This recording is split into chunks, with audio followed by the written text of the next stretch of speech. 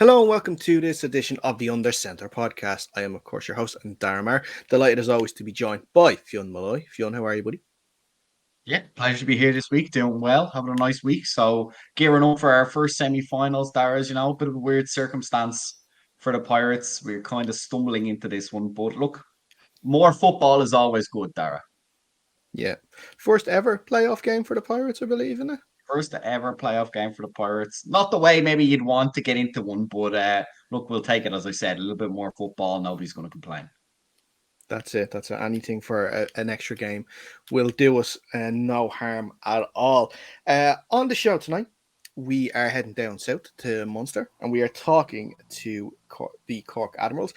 And representing the Cork Admirals, we are delighted to welcome a defensive coordinator, Brendan Kelleher. Brendan, how are you, sir? Very good, lad. Very good. Thanks for having me on.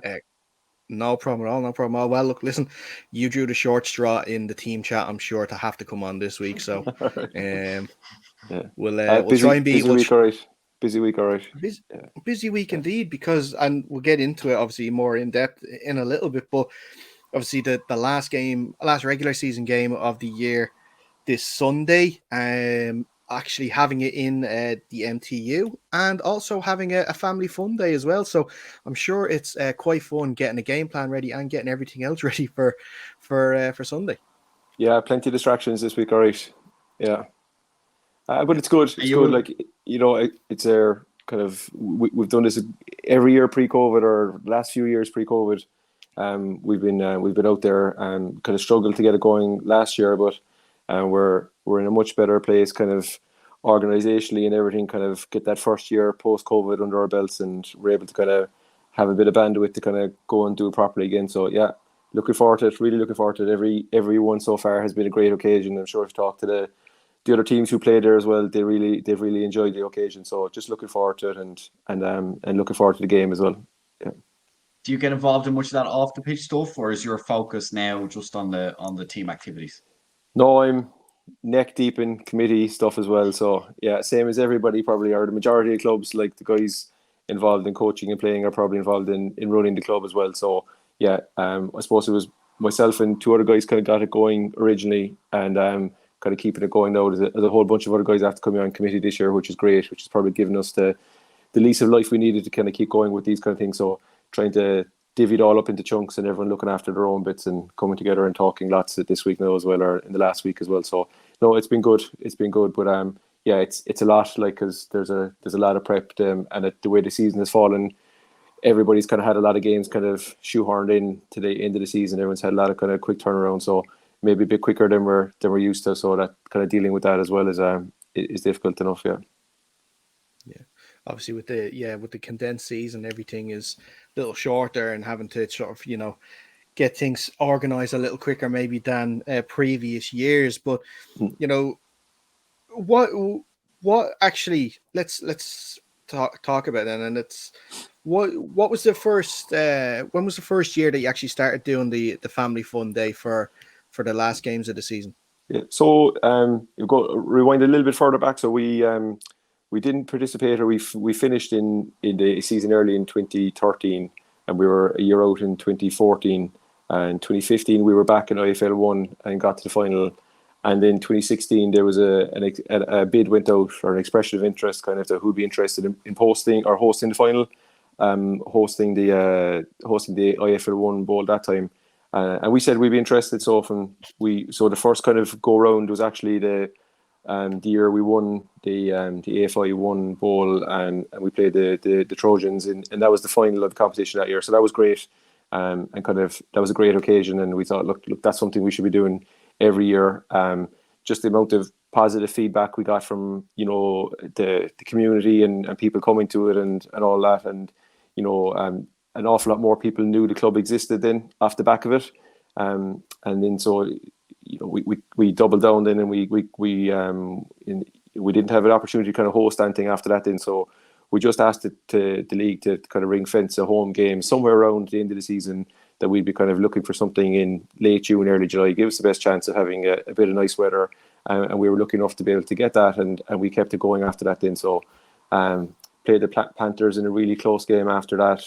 and won. And the Panthers beat us in out there the year we went to and won the Shamrock Bowl, and then we played the Rhinos the year after that then, and didn't have the game out there last year or last season. But we've been on a kind of a good run, but yeah, we're not exactly sure where we will land with kind of attendance and all that kind of stuff now with the break. So we feel like we're probably in the place where we have to build it up again over a couple of years to kind of get it back to where it was, kind of just in its kind of heyday. But so like we've kind of two streams for ticket sales. So we kind of ticket sales on the day, but we kind of ticket sales in advance as well from the players. But the last year we held it, we had over 800 pay in on the day. So and that was separate to the ticket sales. So look, we don't know exactly how many got, but we definitely had well over 1,000 paying in to go to the event on the day, which was great. That's brilliant. Yeah, it must be great this year as well. Sorry, Dara. It must be great this year as well. Obviously, from an outside perspective, we all love these like big, tense end of season games. We had a great game last weekend between the Trojans and the Panthers. Luckily, I suppose from your guys' perspective, you're locked in, right? Nothing's going to change whatever the outcome of this game on Sunday. I guess that really helps the lads on your side of the field anyway. Kind of enjoy the moment a little bit, especially if you get that kind of 800, 1,000 person crowd. It's a lot of fun to play in front of a good crowd, and I guess your guys will be nice and relaxed and able to properly enjoy the day out. Oh, yeah, big time. But like we're our number one goal on the football side of it is to put on a performance. Like we've got the playoffs coming, hot and heavy straight after that. So like we don't want to kind of limp in. We'd like to be, playing well and having a bit of form coming into it. So, we're just concentrating on trying to do the same things we do every week, and or from game to game, and just try and maximize our performance in the day. But there isn't a kind of a weight of expectation on us. There isn't, I suppose, a pressure on us. So there is a kind of a look, just get out there and play and do your best. And look, doesn't really matter what the result is for us, but we still obviously want to do our best and play well. Yeah, I like that we mentioned just before we started recording. It is a little bit of a sort of wait and see scenario as well, because the game itself could mean everything to the Panthers, or then again it could mean nothing, because with them and the Trojans, of course, being level on points, and the Panthers having the head-to-head record now after last weekend's result, they'll just need to equal the Trojans result. So if they lose on Saturday now against the Rebels, they can go down to Cork knowing that they have their playoff spot sealed. And I guess maybe it's kind of especially for the Panthers that have had a few issues with numbers this year, it's about maybe just keeping bodies healthy then for the following week. Yeah, but I'm sure they're in the same boat as us. Like, they don't want to come down and lay an egg in front of a crowd, and I know plenty of the guys involved in their team, and that's not who they are.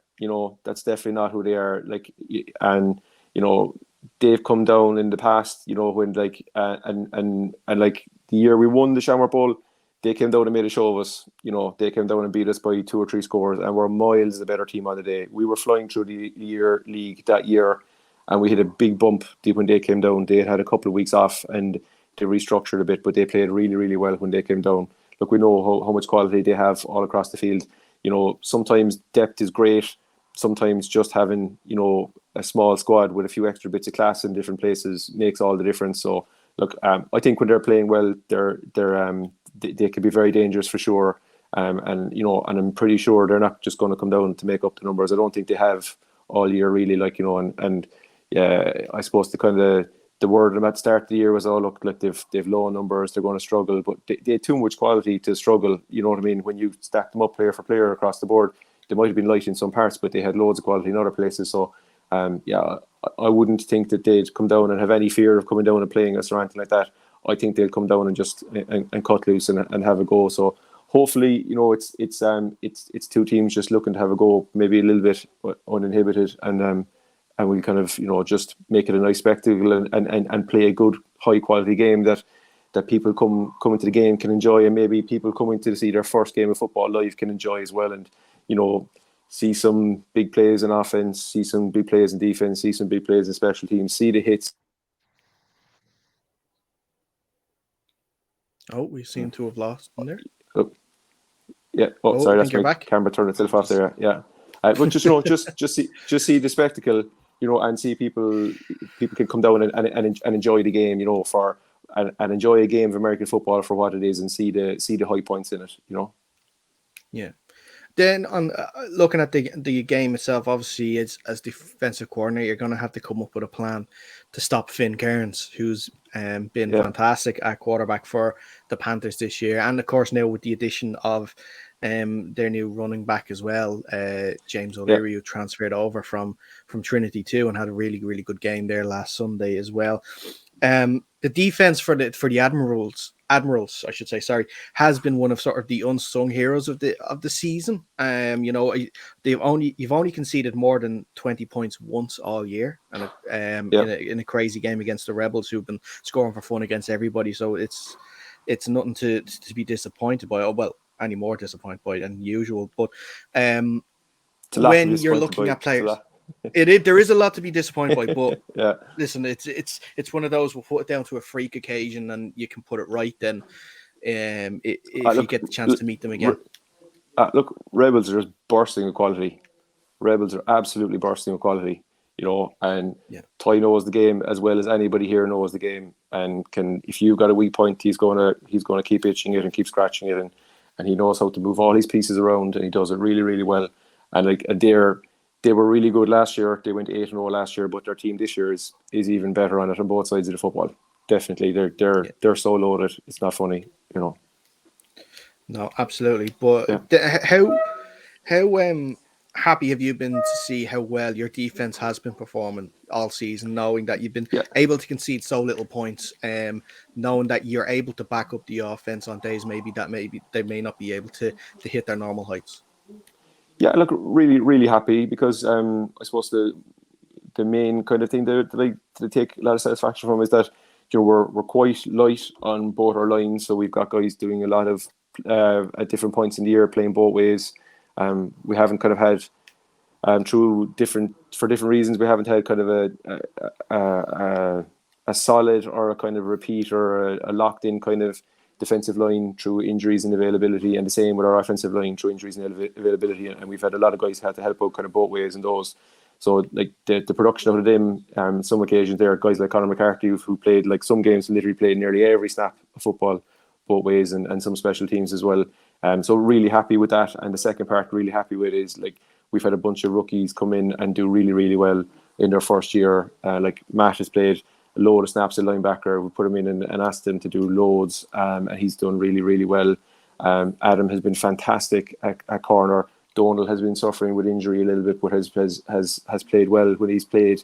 And I'm probably forgetting one or two other guys there now as well around. But the rotation through on the line as well, like they've been great. And then like we've got a good kind of bunch of staples of veterans there as well around them that have looked just consistently solid and can't learn enough about football, can't do enough prep for games.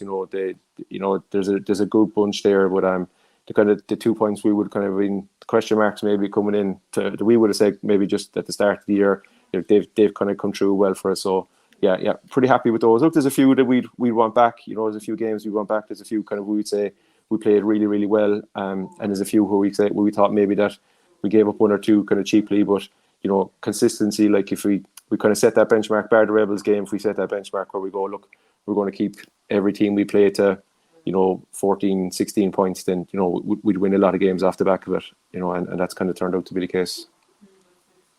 Brendan, what's it like being so far out? Do you find that the home field advantage is a big benefit to you guys? And maybe building off that question again, obviously, no matter how things go from here to the rest of the season, you'll have home field, no matter what way the results go, as far as you guys can go. So how much of an advantage do you guys feel that is coming into these last 3 games of the season?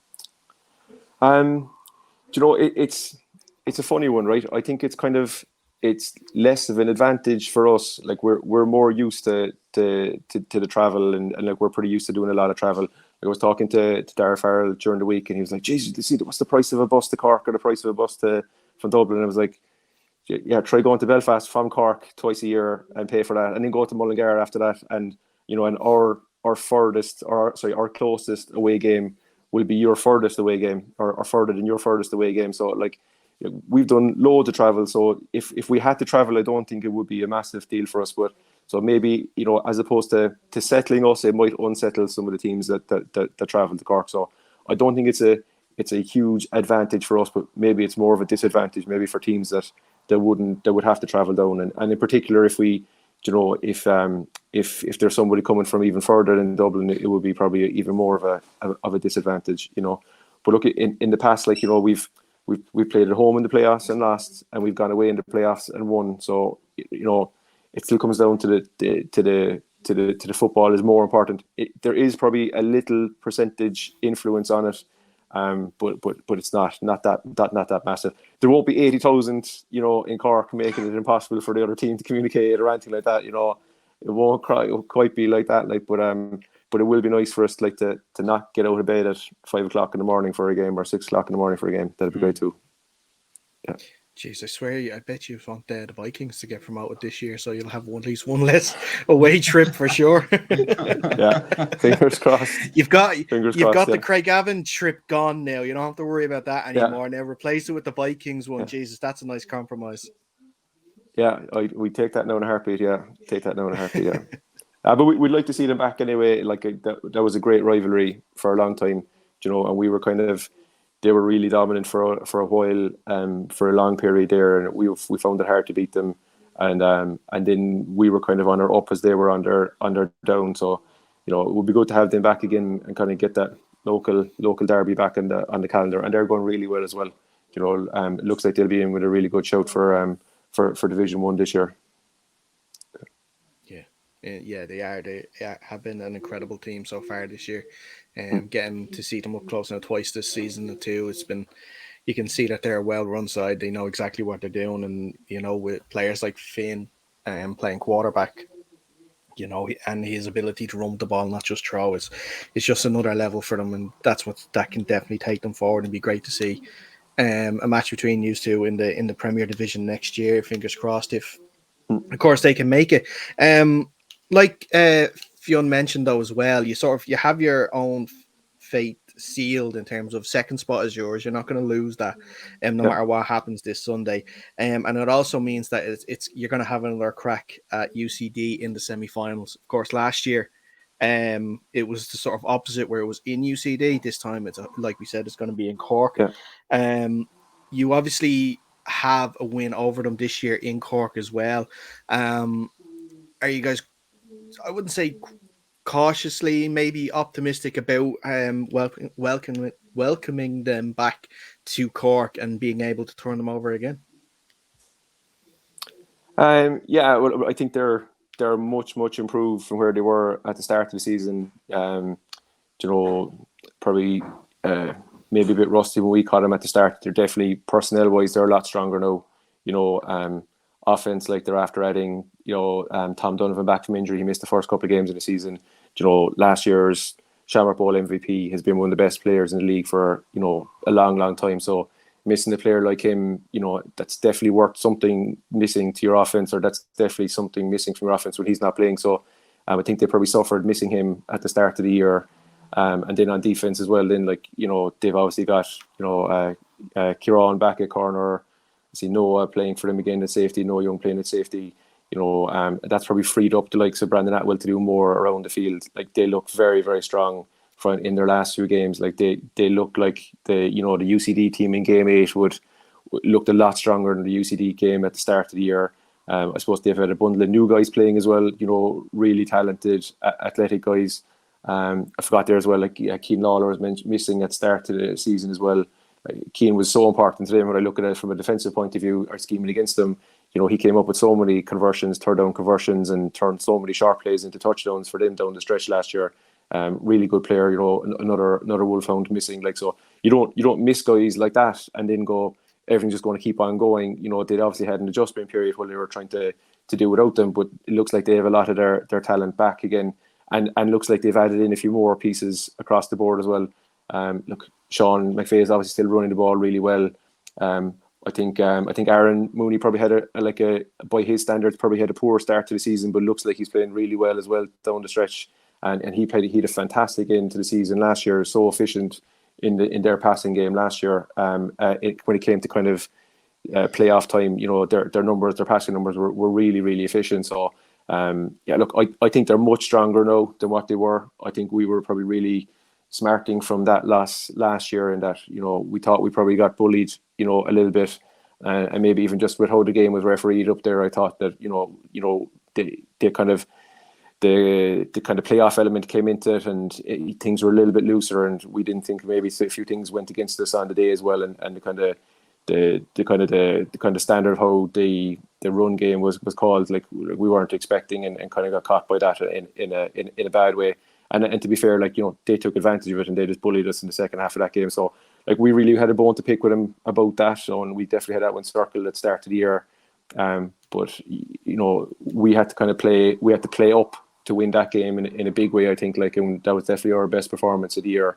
And we sneaked the win. So I think if Vegas had a line in it, they'd still probably have us as home underdogs in a playoff game against UCD, given the personnel changes and in the team, and how different they're going to look in a semi-final in a week's time or in 10 days time. I think they're the best 5-3 team that will probably ever come out of the SBC, given the few losses they've had.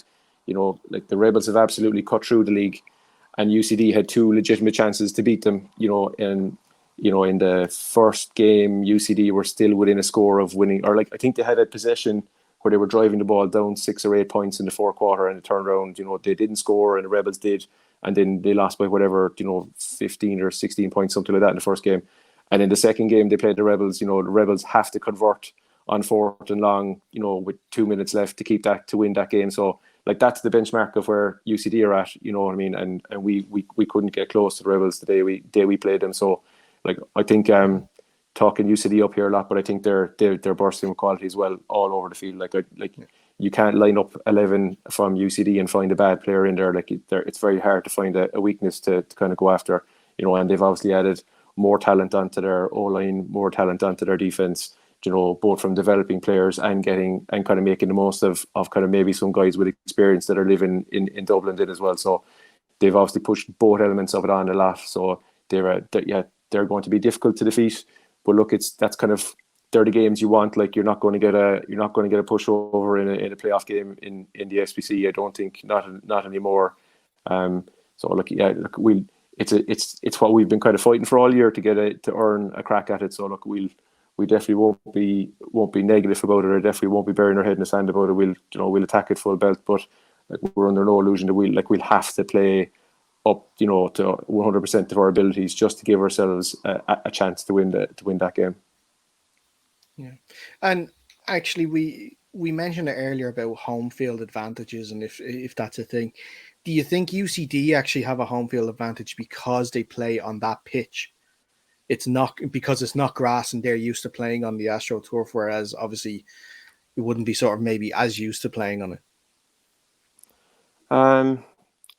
Maybe I suppose we probably haven't felt like that because we do an awful lot of our practice in the off season on Astro, so all our weeknight practices were on Astro, so it didn't seem like it was a massive upsetting factor for us to go there. And look, we've played there and won as well in the past. We've won a couple of games up there. I think we've that was probably the first game we've lost up there on the AstroTurf pitch. So it all depends. I think if you've never touched Astro before, it might be an unsettling thing for you. But I didn't think it was as a big deal for us. Biggest deal for us that day was just their O-line just completely controlled that game. Their O-line was really, really good when they got Larry Doyle back into the O-line, and it looked like their strongest fiver on the O-line. Then they looked very, very good. And to be fair, that their O-line absolutely dominated the Shamrock Bowl as well. Then it took them probably 10 minutes in the first quarter to get going, but after that, then they didn't look like they could be stopped in that game either. So, and I know looking at their O-line now compared this year to last year, they've obviously added Graham Jenkinson into the O-line. Paddy Sweeney's obviously back fit, and I can't think of the name, his second name now, but they obviously got the American kid playing for him as well, who played at a Ball State playing tackle for them as well. So it's not like they've added bad players into their O-line. Harry's obviously a loss as well, but you can only play 5, so it's not like they don't have 5 really quality players to play on that, like, and it's kind of sign there that they were able to free Larry up and go back, play more defense lately. Just looks like speaks to the kind of quality and depth that they have on their roll line. So that's obviously a huge strength for them, and their defensive front is obviously very strong as well. But yeah, like you're going to have to match them somehow to kind of give yourself a chance to beat UCD. Yeah. But you're not, of course, only the defensive coordinator for the Cork Admirals. You're also defensive coordinator for the Irish Wolfhounds. Fiona has a question about that, but I want to ask you first. You have a defensive tackle here and you have a safety here. Where's Air Column? Yeah. all donations will be gladly accepted, lads. Story. Yeah. I'm sorry. I'll send the envelope on the way. Don't worry. Yeah. No, but career, like, if in a serious note though, like, it's like the inbox is always open to somebody who thinks they should be in consideration, who has game tape to review. If you think you should be playing with the Wolfhounds, or could be a player that plays with the Wolfhounds, and you've got some production on tape, whether it's here or abroad or wherever it is, then by all means send it in and we'll talk to you. Definitely. But there's it's very hard to back up the class lads argument, but like the tape always speaks for itself then afterwards, and we've had plenty of guys do it. We've had loads of guys in the past, some on the squad now, who just go, look, I'm here, I exist, this is what I did this year, if you think I'm good enough, bring me in and have a look. And we've definitely had plenty of lads who come into the squad that way. But yeah, the tape is the kind of is the key. Yeah. So you're telling me that you're going to keep that 79 free for me, yeah? You're going to keep that number 79 jersey? He's telling you prove it, Dara. He's telling you prove it. Come on, you're in the semi-final now. Let's see what you can do. Yeah. Hey, look, I'm a playoff player. All right? Yeah, allegedly this game is getting live streamed, right? So you can at Brendan now on Sunday, and he'll see every one of your snaps now. Go on.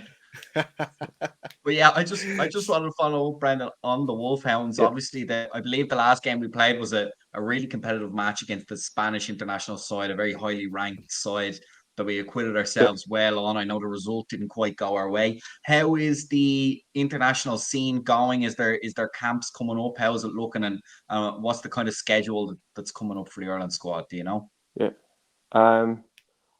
I'm trying to remember what's been announced and what hasn't been announced, and I don't want to put my foot in anything. All right. Say something As if you don't want to give any scoops. You don't want to give any scoops. No, podcast exclusive. This is what it is. No, look, I suppose, look, without saying anything too concrete, I know like there is definitely a home and away agreement with a country to play again this year, with a game at home in August and a game away later in the year. So look, obviously, kind of post playoffs in Ireland, that'll kind of kick back off into gear again, and camps and all that kind of stuff will be part of that again. So I'm sure you'll be hearing all about it. But like, yeah, excited for that again, because I think we're the last few years have been great to kind of get going. It's great to get a few wins. I suppose the level of competition in the Spanish game, it was an eye opener as well. But it was good to play like a fully competitive game and be in a competition.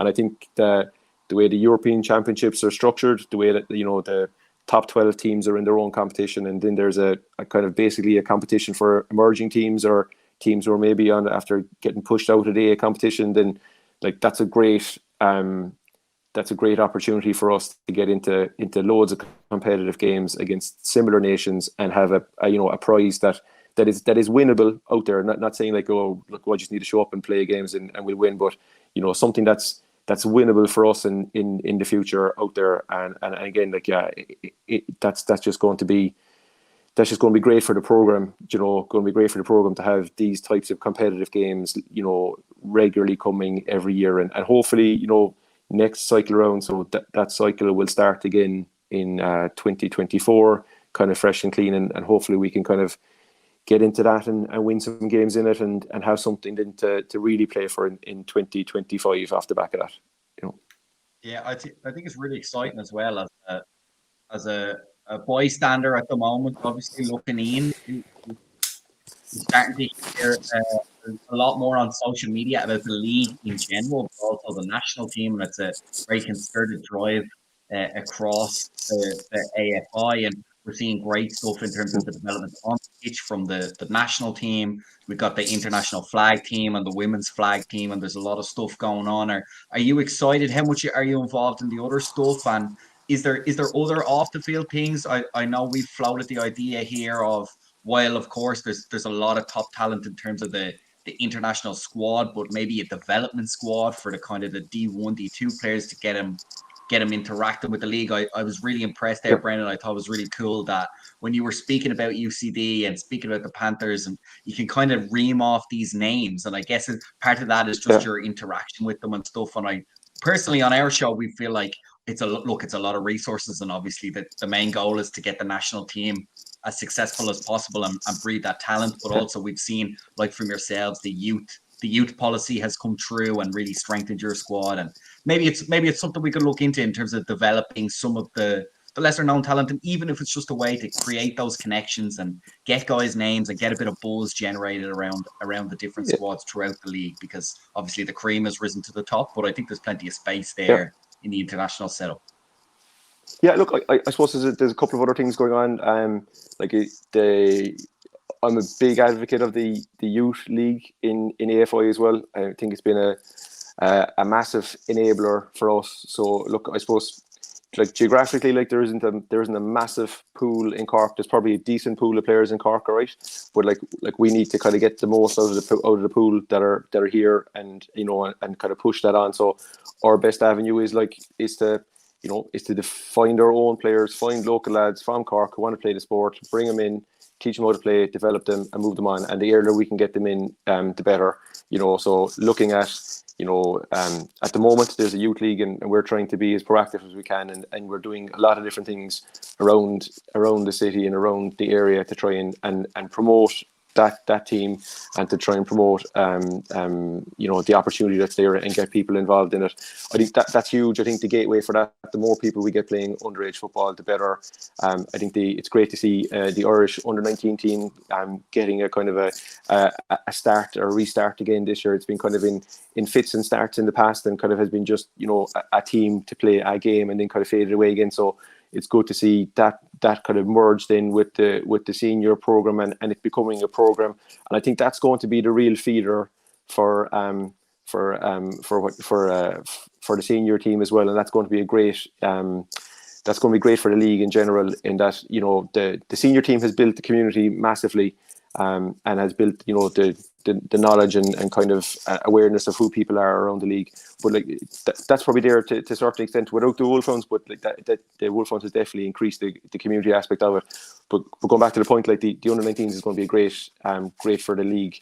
It's going to be great for, like, if you look at the age profile of it, anybody who's starting the sport is going to have a legitimate chance of kind of getting into that squad in the not too distant future. So that'll be good for guys who've a couple of years youth football played, that when they get to 17, 18, these games will be there for them, and great opportunities. And it's great to see the under-19s have a really nice opportunity to play under lights in Donnybrook against an American high school team. That's going to be a fantastic experience for those guys involved. So and I know that they're working way hard behind the scenes already, but win, lose or draw in that game, that like none of those guys are going to come out any worse for the experience. They're all going to see football at a kind of at a different pace and a different level, and I think the guys will learn an awful lot from it, and hopefully will be able to represent themselves really, really well on the day as well.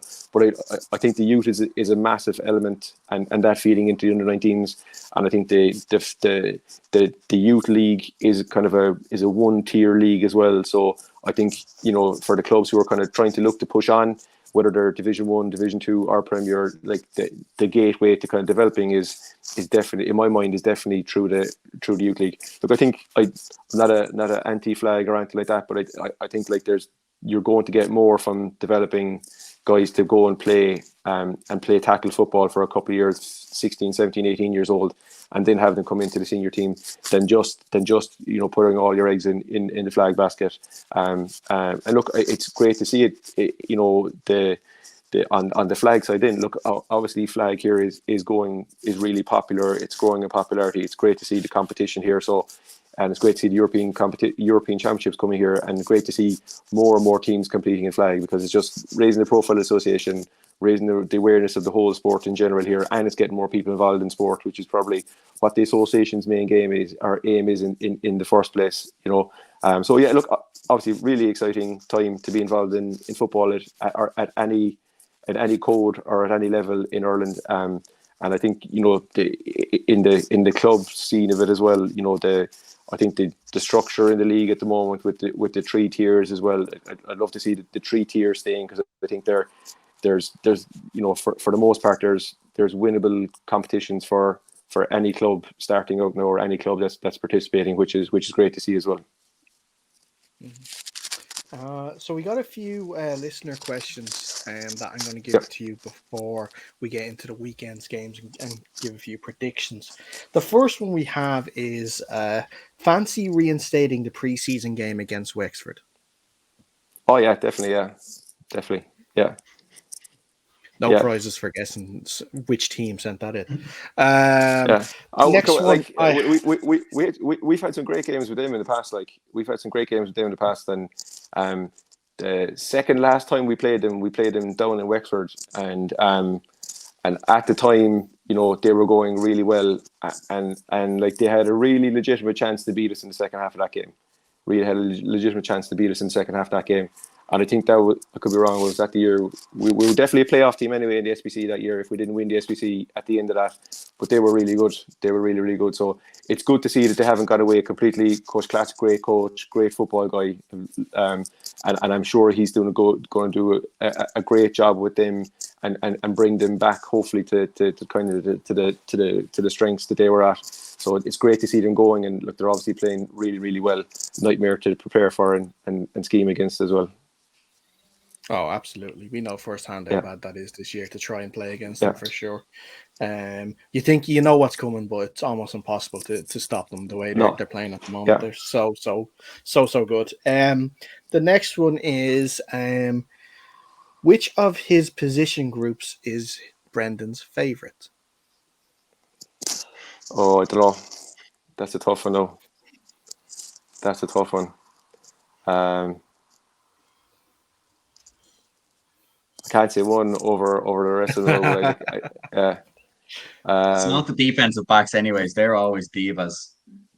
They're good. They're really good, though. I don't want to disappoint anyone. No, there's a really good group in our defensive backs that can, to be honest with you, at this stage, could nearly coach themselves. There's a few really, really smart guys there who've been there for a couple of years. Liam has played really, really well for a long time. Dan Sheedy the same, Kate the same. They're really, really good, and the young lads who've come in have been really good too.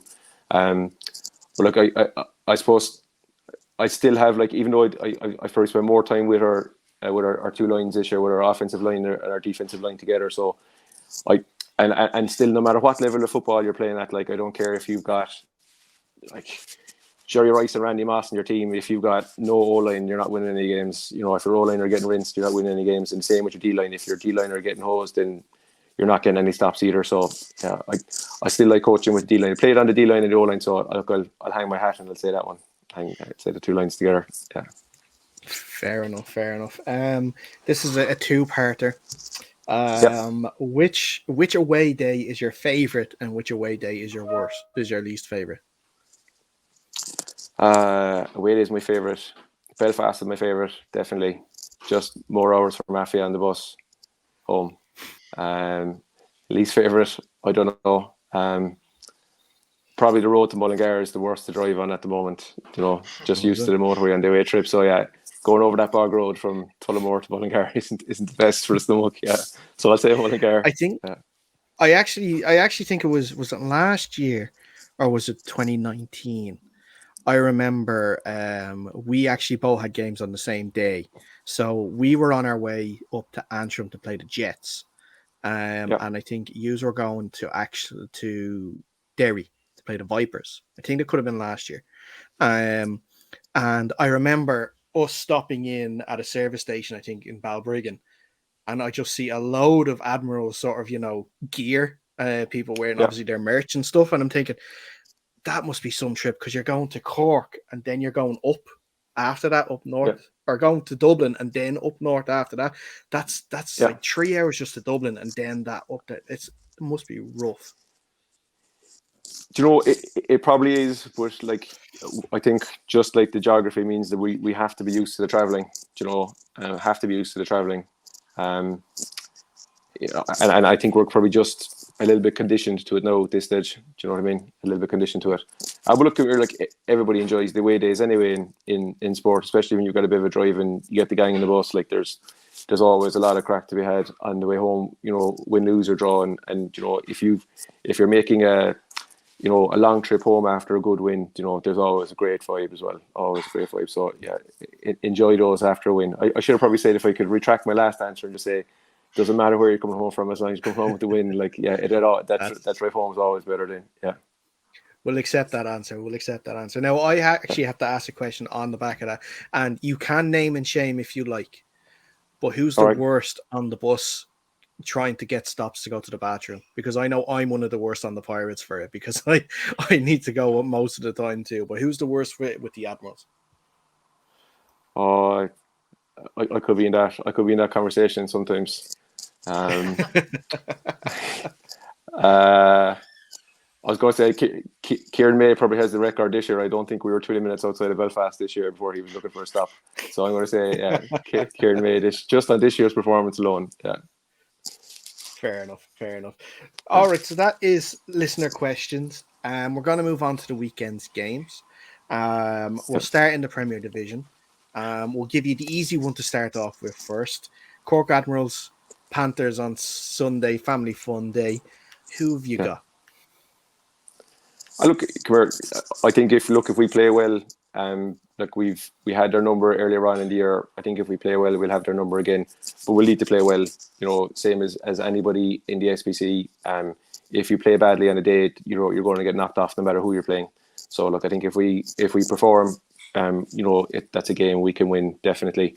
But like all respect due to the Panthers. Like if we don't prepare well and play well, you know, they'll put manners on us down, and we know they've done it in the past. So you know, got to be on point this weekend and play well to get a result.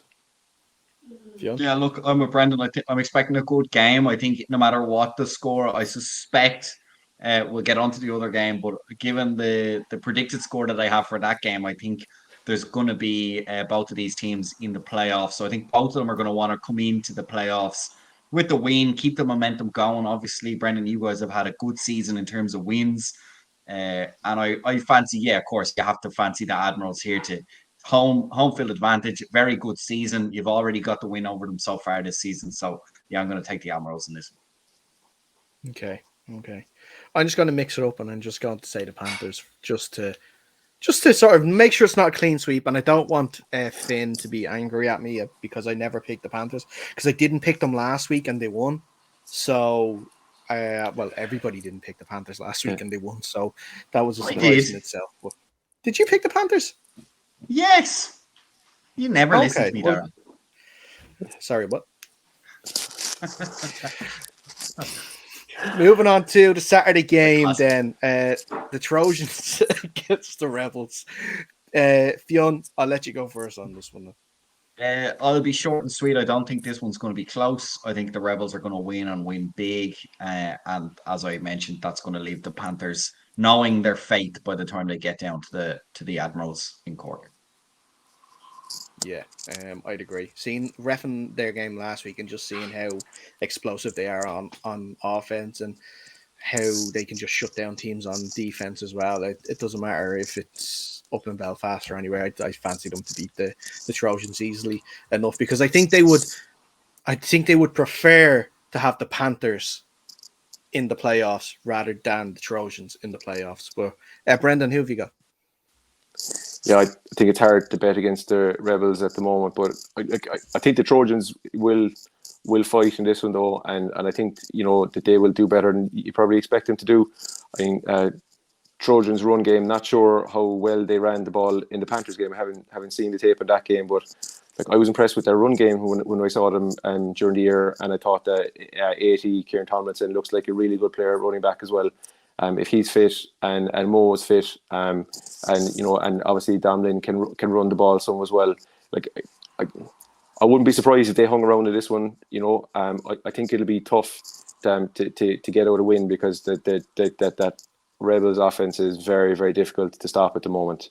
Very, very difficult. They just have so much quality in the skill positions, especially, that they're going to be very, very hard to shut down. Like, there isn't one receiver you can focus on, because when they put their best 4 receivers on the field, they're all quality.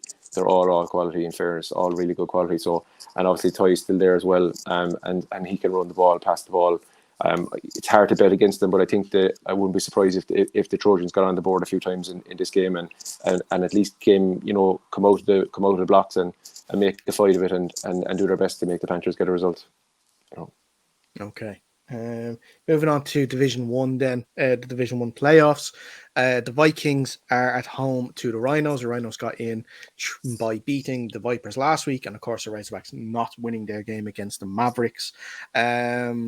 I'll go first on this one. I think I'm going to go with the Vikings. I think they are on a run to the SBC, and I don't think the Rhinos are going to be able to stop them. Their defense has played very well all season for the Rhinos. It was a great result for them last week. I think, though, this Vikings defense is tough, really, really tough to play against, and I think that they can shut down this Rhinos offense for sure. So I'm going to go for a Vikings win. Brendan, who have you got on this one?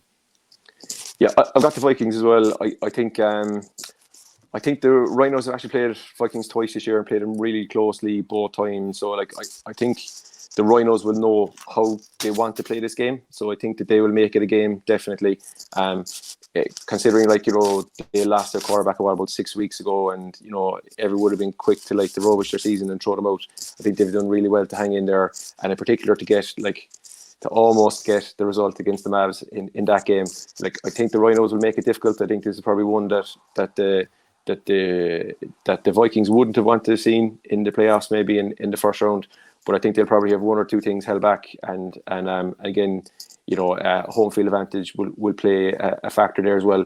I think the Vikings too, going into this one, they came very close to winning that league last year, so they'll be really motivated to kind of play their best football down the stretch now and put in 2 big performances. So yeah, I can see them getting the win in this one, but I can see the Rhinos, hanging in there definitely until the second half of that game.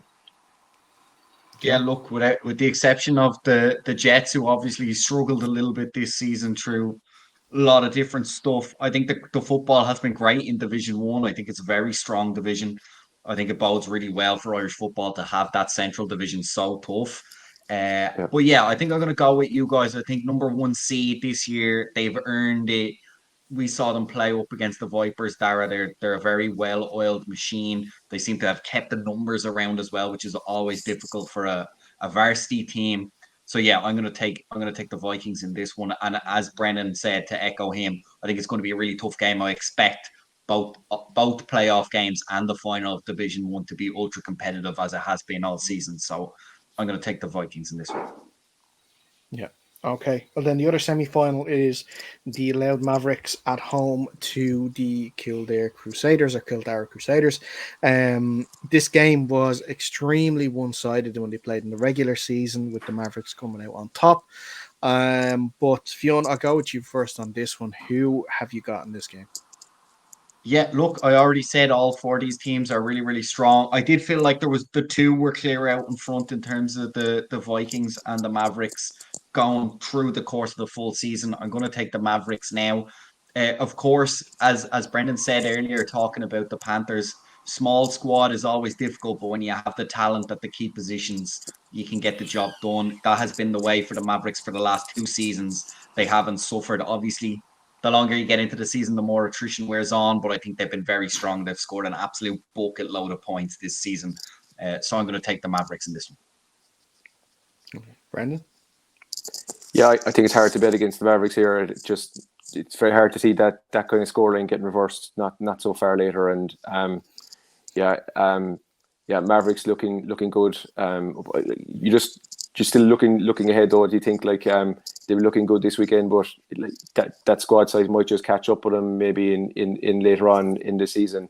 I think like across the board, across the leagues, like the attrition does kind of tend to up in the playoffs as well. People do really kind of tend to leave it all out there, and everything kind of just goes some maybe third or fourth gear into high gear, like pretty turbo pretty quickly. So yeah, you just wonder like if they will feel the squad size a little bit more kind of in these last few games that might come against them there. But this weekend, no, like they've been going really well, and like I said, it's very very hard to see them overturning that deficit. But like across the board though, like the playoffs usually turn up one kind of outlier result, but there's usually one upset. You would think like that it's most likely to be like one of these two games this weekend, but I just don't see. I see the two favorites kind of hanging, not hanging on. I see the two favorites kind of winning out this week though. Mm-hmm. Yeah, this is a tough one now to pick for me. One of the toughest ones this weekend because yes, it was one-sided in the regular season, but I think that the Crusaders are better than that. Their offensive, proficiency has not been as good as it has been at the start of the year. I'm going to go for a Mavericks win on this as well. I think that, especially at home, I know they don't have the bodies, but they do still have some really, really good quality, especially on that defensive line for sure. And if they can get at Jordan, the quarterback, then a lot of damage can be done there. Especially with the fact that their run game isn't as strong, whereas we saw the Mavericks run game last week was absolutely fantastic. So I think that the Razorbacks will, not the Razorbacks. Sorry, the Mavericks will have enough to win this game. But the most important game of the weekend is the Causeway Giants and the North Dublin Pirates in the Division 2 semi-final. The winner, of course, has the honour to go to Limerick to take on the Eagles. Or in Dublin, depends on who wins the game, strangely enough, because that's how the league is run. Brendan, since you were the guest, and obviously you don't have a horse in this race, I'm going to let you pick first. I'm looking for the behind the scenes info here now from the Pirates, because I think there's like, even say something like the Mavericks Crusaders, there's definitely a Jims and a Joes element there. People missing or something on the day as well might make a poor result look even worse. So and especially when you're like, you're probably, I don't know, you're probably more reliant on one or two or three playmakers as you go to some teams, and usually as you go down the divisions as well, there's probably one or two real playmakers, and if they're missing, it can massively impact the game. So, if you're like, I think if you look back in the year, you're probably very disappointed that you didn't beat the Giants, and what has changed since then. If it's a level playing field and it's the same two squads, then it's a toss of a coin, and sometimes you see these results getting overturned in the playoffs. So if you tell me that they have the same team and you have the same team, I think it's probably like a 50-50 game, and like I said, it's you often see these results getting overturned in playoff games. So wouldn't be averse to pinning my colours to the Pirates mast there now if I thought that it was the same two teams going back out again. See, I knew Fiona. I knew we made the right selection of getting Brendan on this week. I knew it. Yeah, look, I think I agree with Brendan, especially this end of the season. We've talked about it with the Mavs as well. Like, attrition is a big thing. I do, from what I've heard, both teams will be down guys that were playing in the last game. Result didn't go our way in the first game. We made it a lot tighter in the second game. Of course, it's not how we won. We already spoke. Look, the Pirates are pretty realistic in the sense that it's not how we want to come into a semi-final, but it's another game of football. We haven't had the chance to win on the field yet this season. Certainly, I think if the full complement of teams were to play, we would have ended up the fourth seed, and that would have been against the Eagles. It's a much harder task for sure. I don't think anyone denies that. So we're happy that we get to play the Giants. It's certainly, Brendan, as you said, it lends a bit of competition at least to this phase of the playoffs. So Yeah, I don't know if I'm willing to call one way or the other. We'll set out to play our best game of football this season. It's been a long time since we've played a game because of uh, the Trinity folding and then not being able to schedule that rematch against the Eagles. So yeah, I think it's a winnable game for us. It's a game we're going to go out and have to play, and really, we're playing for pride more than to get to the final. I'm sure there was a lot of sniggering at the start of the season when everyone heard that we're all going to make the playoffs, and I think if the 1-in-5 Pirates make the bowl, I think there's going to be plenty of sniggering around the league. But sure, look, we're just here to play football. It's part of being in the development league. We're under no illusions of what needs to happen going forward in the next couple of years for the squad as a whole. So yeah, that's where I'm gonna leave my answer there. And Fionn, you mentioned it, and that's what I'm here for. I am here for the discords, for every group chat or something to go absolutely insane when the 1-4, I'm still going to say, because we didn't officially forfeit that game against the Eagles. I know the Eagles may think that we did, but we didn't. It was a scheduling conflict. But to see them all go mad when we go to the bowl, I think would be insane, and I'd be here for it. Like you mentioned, there's bodies on both teams that aren't going to be playing this game that played the other game, obviously through injury or unavailability. This stuff happens at this time of the year. Yeah. Well, I'm going to say we're going to win because, of course, I believe we're going to win. Of course, I believe that. It's going to be tough. If we play the same that we did in that 8-7 game, we will win this time. I'm convinced of that. We left at least a touchdown and a field goal out there on that field that we should have converted, and we didn't. And yeah, look, I believe that we can save our best game of football of the season for this game. And sure, look, listen, then all the lads will be going down to Limerick for the day and be great crack. So yeah, Pirates win for sure. But Brendan, like I'm a big fan though of like the 3-tier structure now, and like seeing this game happening this weekend, you know, because like I'm pretty sure there's like from what I hear, and I don't know the Pirates well, like, but you know, everything I hear is that, you know, a decent bunch of guys trying to do the right things and trying to enjoy the game, and like what a win in this type of game would do for you, and even not winning, just getting the taste that this type of action will do for the club. Like, you know, it's good to see it. And look at it. I wish the two of you best of luck and see where it goes, and enjoy the game and enjoy the occasion, because like there is just a different feel to playoff football, and we had it in Division 1 and in the Premier League, you know, so it's a different day, and you've got to kind of just not forget to enjoy them as you taste them as well. So I say don't forget that element and enjoy it, and try and get the win if you can as well. One way or the other, Brendan, you're going to have to check your inbox, because any play where Dara even gets within frame is going to be sent to you now after that invitation you gave him earlier on in the show. Absolutely. I'll even just send you tape so you can even put me down as like a media person for a training session. It doesn't matter. Just to the Wolfhounds thing as well, and look, you know, and Coach Kieran and Sullivan will say the exact same thing. You know, like the Wolfhounds is not a closed door at all by any means. You know, and I know Coach has opened up the door to anybody who's interested in coming and watching and learning and just trying to see, like, you know, what goes on and how the teams are coached and what we're doing and all that. Like, it's not a pull down the shutters behind us and it's, you know, no one can see or do or anything like that. That's not the goal at all. Like, I think, you know, there's a winning games on the field, but there's a kind of improving the community and the standard of football in the league is definitely something that the whole program is set out to do and to accomplish as well. So look, if people are interested, you know, that door is always open. It's just a matter of getting in touch with Coach Kieran, and I'm 100% certain Bark, like, coming somewhere and starting in game day, you know, I don't think he said no to anybody, you know, who's looked to be involved to try and kind of, you know, just to level up a little bit in whatever it is that they're doing. Mm-hmm.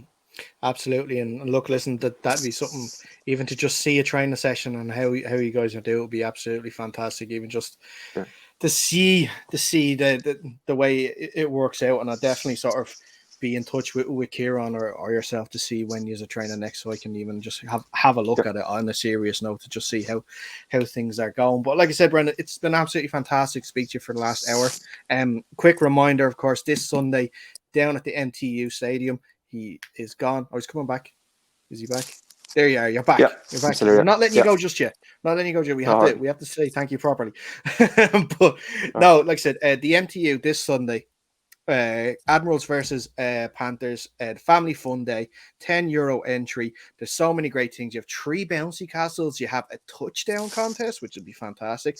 Face painting, food trucks, cheerleaders, and of course the game itself from 2:00. Definitely not something to be missed if you're in the Cork area and looking for something to do on Saturday. Like I said, thank you very much and best of luck, not just for Sunday but for the rest of the year. Cheers. Thanks, guys. Fionn, as always, thank you. Pleasure as always, Darren. And that's where we're going to wrap up this edition of the show. If you haven't already, make sure you like this video on YouTube and you're subscribed to the Under Center podcast channel to be kept up to date with all the latest shows. Also, comment below underneath and tell us who do you think is making the Division 1 bowl game and Division 2 bowl game. And if it's not the Pirates, I am deleting every single one of those comments for sure. But until next time, that is all we have for us. So stay safe and we'll see you soon.